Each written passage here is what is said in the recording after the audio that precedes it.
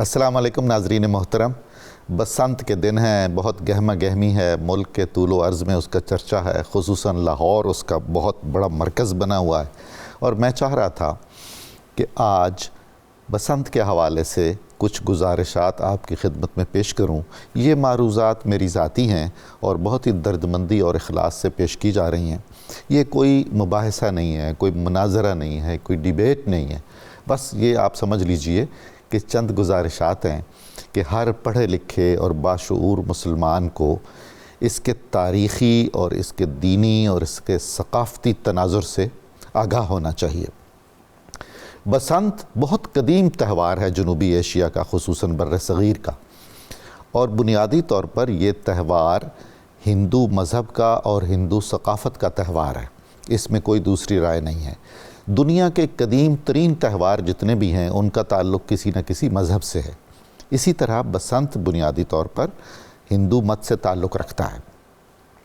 یہ بہت ہی قدیم زمانے سے رائج ہے. اسلامی دور میں البیرونی، جنہوں نے ہندوستان اور اس کی تہذیب اور ثقافت پر بہت معروف کتاب لکھی جو دنیا کی کئی زبانوں میں ترجمہ ہو چکی ہے، انہوں نے اس تہوار کا ذکر کیا ہے. اس کا مطلب ہے کہ کم از کم 1200 سال پہلے تک کے شواہد ملتے ہیں کہ یہ تہوار منایا جاتا تھا.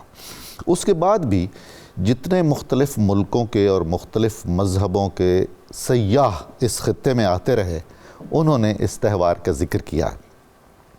اس تہوار میں بہت ساری ہندو مت کی مذہبی رسومات ہوتی تھیں. بعد میں جب مسلمان برسر اقتدار آئے تو انہیں ایک خاص طرح کی کشش لگی اس تہوار میں اور انہوں نے اسے اپنانا چاہا.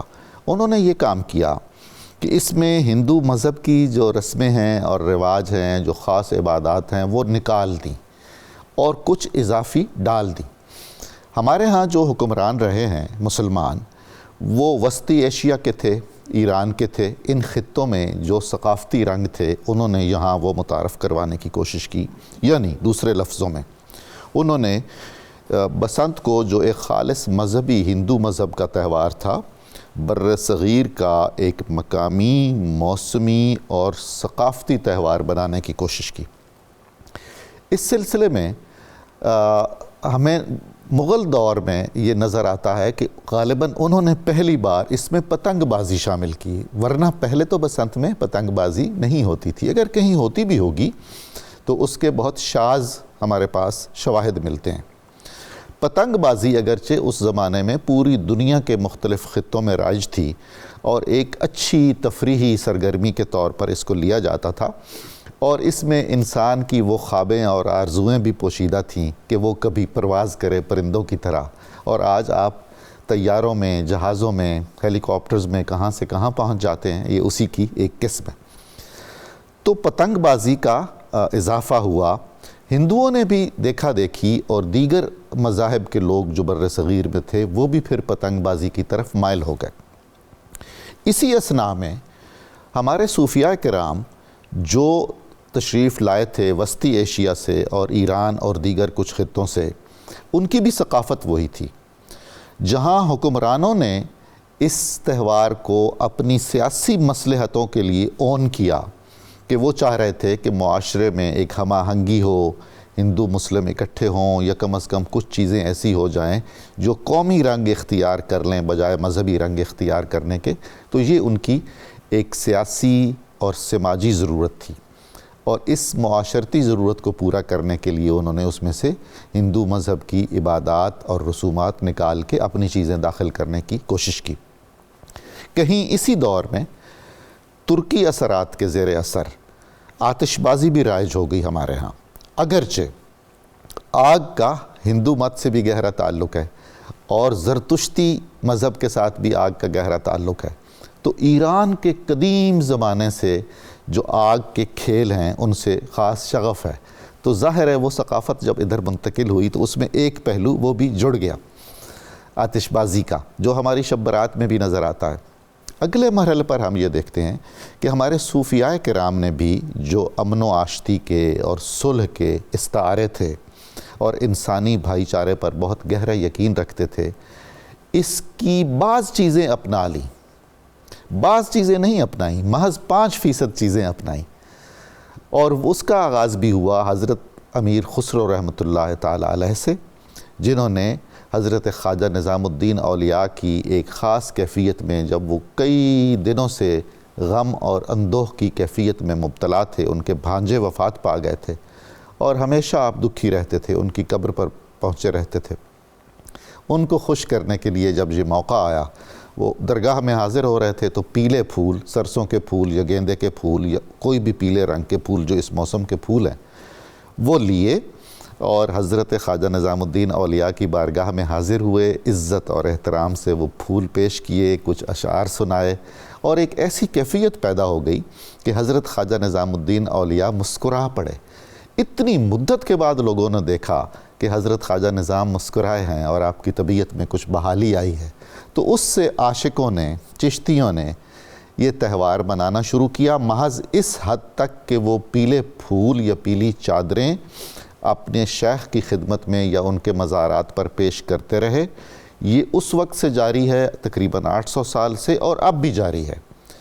صوفیوں کی بسنت میں نہ پتنگ بازی ہوتی ہے، نہ آتش بازی ہوتی ہے، نہ کوئی اور لہو و لعب ہوتا ہے، نہ فضول خرچی ہوتی ہے، نہ اسراف ہوتا ہے۔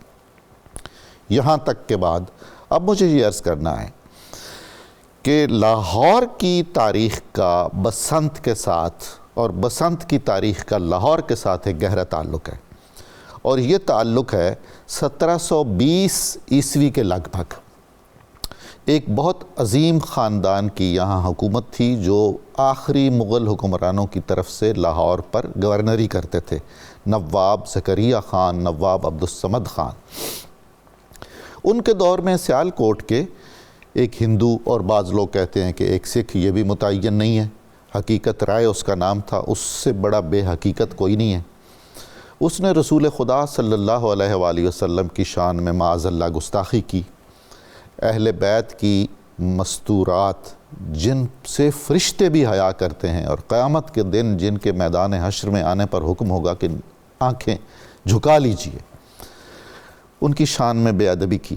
چنانچہ اس کا مقدمہ سیالکوٹ سے اٹھا کے لاہور منتقل کیا گیا، اس کے جرم ثابت ہو گیا، اس نے جرم پر معافی مانگنے سے بھی انکار کیا، اس کو یہاں پھانسی دے دی گئی اور غالباً بسنت کے روز دی گئی۔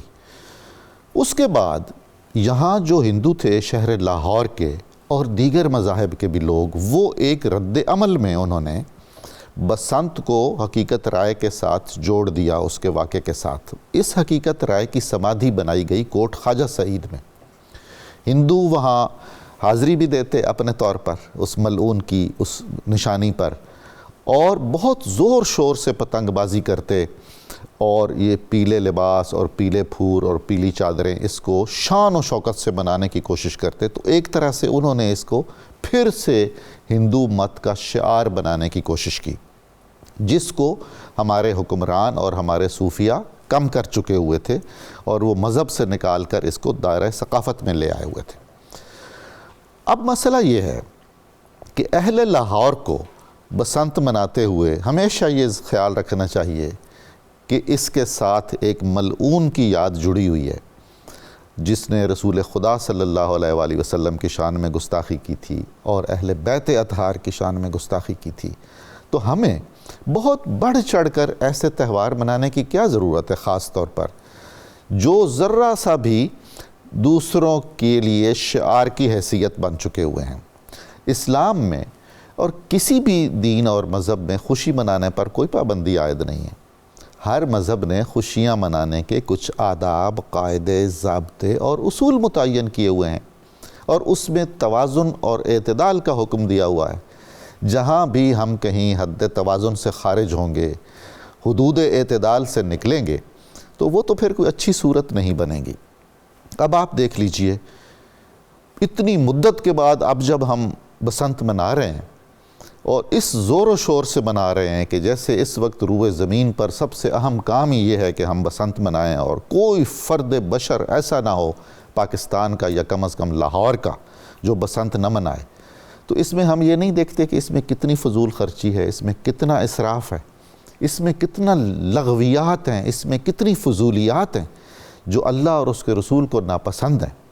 ہمیں تہوار منانے چاہیے، ہمیں خوشیاں منانی چاہیے، لیکن بہت ہی احتیاط کے ساتھ کہ کہیں ہم اپنی خوشیوں پر اپنے دین کو، اپنے مذہب کو قربان نہ کر دیں، یا اللہ اور اس کے رسول کی معاذ اللہ ناراضی نہ مول لے لیں۔ ہمیں خوش ہونا چاہیے، اس کا اظہار بھی کرنا چاہیے۔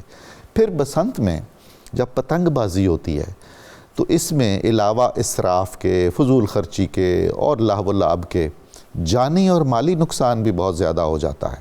آپ اگر اعداد و شمار جمع کریں تو عوام کا جتنا پیسہ اس پہ صرف ہو رہا ہے اعلیٰ سطح پر اور نجی سطح پر، اس کو ملا کر آپ اگر دیکھیں تو کتنے غریبوں اور مظلوموں اور مسکینوں کی حاجت روائی ہو سکتی ہے۔ تو میں یہ عرض کرنا چاہتا ہوں کہ بسنت کو آپ ایک توازن اور اعتدال کے ساتھ منائیے۔ اس میں بہت خیال رکھنا چاہیے۔ ایسے فحش گانے اس میں چلائے جاتے ہیں، اگرچہ اس پر کچھ پابندیاں لگائی گئی ہیں، لیکن ہم تو پابندی توڑ کے خوش ہوتے ہیں۔ کسی بھی نوعیت کے قانون پر چلنا ہمیں بہت گراں گزرتا ہے۔ از راہ کرم آپ ٹھنڈے دل و دماغ سے، ایک مسلمان کے دل سے، ایک مسلمان کے ذہن سے، ایک عاشق رسول کے ذہن سے، ایک محب اہل بیت کے ذہن سے، ایک محب صوفیاء کرام کے ذہن سے سوچیں کہ ہمیں بسنت کو کس طریقے سے منانا چاہیے۔ آپ کا بہت شکریہ۔